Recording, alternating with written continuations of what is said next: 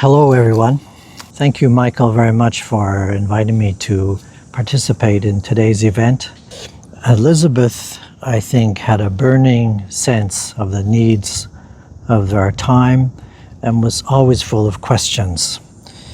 She was always pondering how to address these needs, and she found answers in the Baha'i writings. There are directives in those writings that are specific, such as the law of fasting, the marriage ceremony, the prohibition against alcohol, and so on. Most of the guidance, however, is in the form of goals, concepts, principles, and descriptions of reality, often expressed in metaphors. We are invited or required to apply this more general guidance to the specific circumstances of our own lives and the lives around us. Applying this guidance, especially in its more general form, requires a challenging learning process.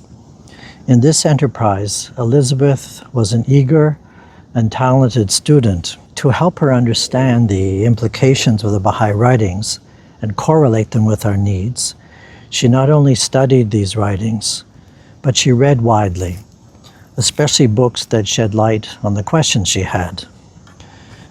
Starting with her questions, she then surveyed sources of information, pondering them and testing hypotheses, often running these by others or applying them in the counseling work she did. New territories of understanding were then subjected to more specific questioning that often led to adjustments. This looks a lot to me like the scientific method.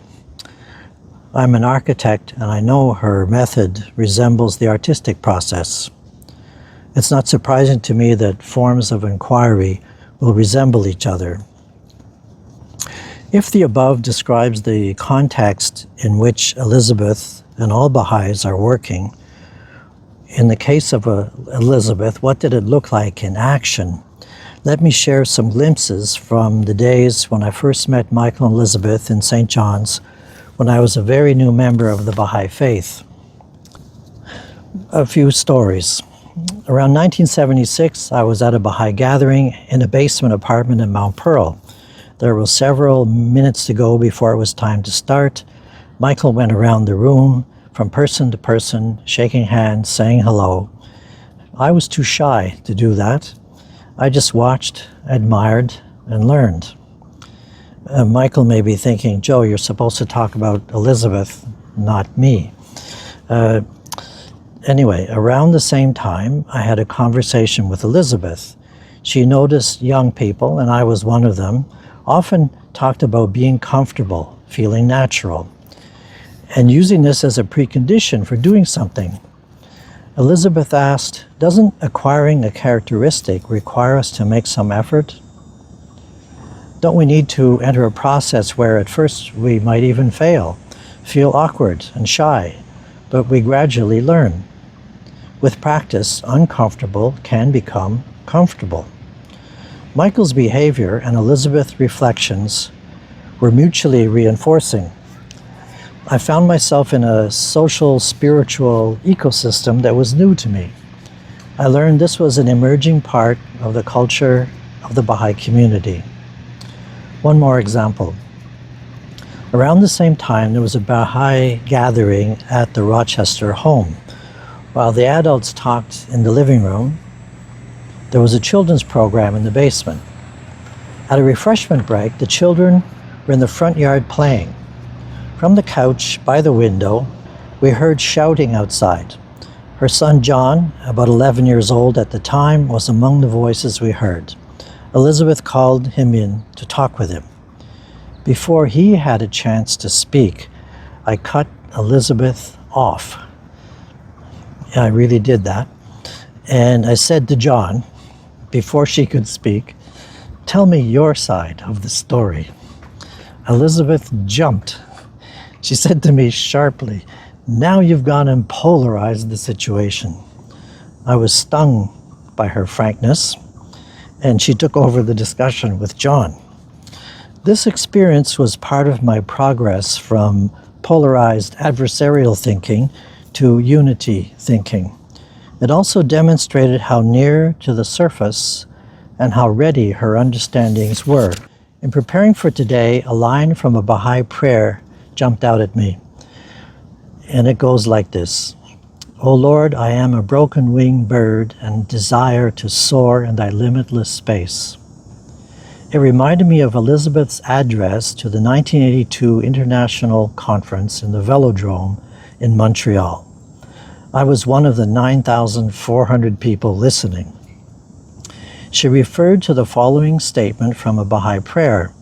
Whenever I ponder my evil doings and thy benevolence, my heart melteth within me, and my blood boileth in my veins. She concluded her address saying, happy soaring, friends, happy soaring. I don't have the text of her speech, but I wondered whether she explained how a bird broken with shame at her evil doings could soar. I looked up the meaning of soar. The definitions of this verb included one that was apt. To sail or hover in the air, often at great heights, to glide. In St. John's last month, I watched the gulls gliding in the harbor. They ride the wind without moving their wings. This is how a weak-winged bird can fly, even far distances. So where is the wind my soul can glide on? The Baha'i writings often describe guidance as wind or breeze, the breath of the Holy Spirit, breaths of thy revelation, the gentle winds of the dawn of thy manifestation, the wind of providence, and so on. Just as birds can hover or glide on the breeze, so too, when we make efforts to follow God's guidance, we, even with our broken wings, can soar on the gentle winds of revelation. I would like to share a specific reference Elizabeth made to herself as a broken-winged bird. It's from an email she sent me in 2009. She referred to her experience working in the Family Life Group, a St. John's committee formed to study the Baha'i writings and learn how to apply them in marriage and family life. Quote, I have been reviewing my journal notes on the family life process and agonizing over the slow and painful learning which underlies this work. There is no doubt that past failures have always hung in the back of my soul, ready to swoop out and sink my labors in grief and worry. Not the best conditions in which to work. So obviously this sense of soaring and at the same time a sense of our own weaknesses was an ongoing consideration in Elizabeth's life. She overcame her grief and worry sufficiently to share her observational and correlational skills in various ways. In addition to contributions in St. John's, she was frequently asked to speak at summer schools around the country and was elected over a dozen times to the National Assembly of the Baha'is of Canada.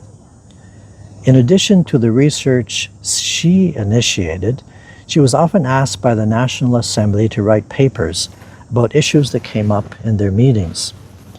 She studied and wrote at home, and last month, Michael and I worked for 5 long afternoons going through several boxes and filing cabinets of Elizabeth's notes, letters, and articles.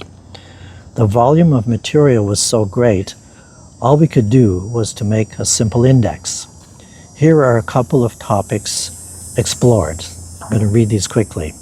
Apathy, encouragement, backbiting, chastity, love, frankness, character training, children's education, training of infants and small children, depression, disturbed or mentally ill individuals, Alzheimer's, 2 goals at once, the function of punishment, and so on, and much more.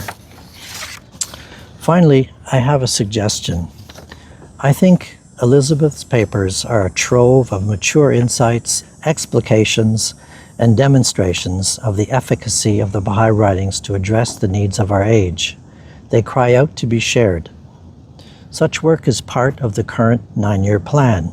The House of Justice said in 2021, quote, as the contribution being made by the faith to the progress of society in different parts of the world gains greater visibility, the Baha'i community will increasingly be called upon to explicate the principles it advocates and to demonstrate their applicability to the issues facing humanity. I think this describes the work that Elizabeth was doing. In 2023, the House of Justice said, quote, "In the advent of divine justice, Shoghi Effendi explained to the Baha'is of America that given the restricted size of their community and the limited influence it wielded, they must focus at that time on its own growth and development as it learned to apply the teachings. He promised, however, that the time would come when they would be called upon to engage their fellow citizens in a process of working for the healing and betterment of their nation. That time has now come." What Elizabeth learned about applying the teachings can contribute much to our current society-building efforts. My specific suggestion, therefore, is that we further organize her papers and make them, as much as possible, available online. I'm willing to help. In closing, I share a wish Elizabeth expressed sometimes at the end of her articles, but I think she would have put that at the end of all her articles. She wrote, "I hope this starts a conversation. If her writing could be more accessible, her wish could be realized." So, thank you, Elizabeth, for all your work, and happy soaring. And thanks to all of you for listening. Thank you.